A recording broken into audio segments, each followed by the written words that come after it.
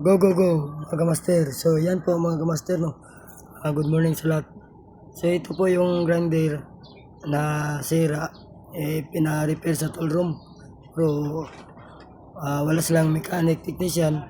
Kaya dito pinapayo sa akin.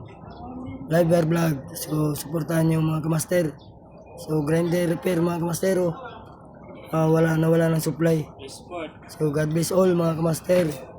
Ito lang po yung may share ko sa inyo kung pagka yung mga tools na masisira, hindi talaga sa amin yan. Electrician po kami. So yan po mga kamaster, so nirepair po namin yan. So God bless all sa may-ari na tagtiwala naman sa amin na i-repair yung grinder. Kahit na paano hindi namin trabaho yan. So God bless all sa nagpaparepair at may-ari nito.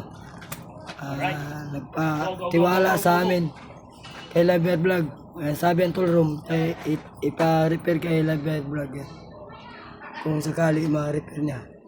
So tinignan namin mga kamaster, yan po ang resulta.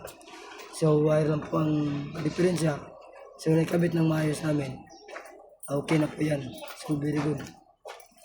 So sa lahat po ng mga ano dyan, mga tool mechanic. So yan po, ginawa po namin yung trabaho nyo.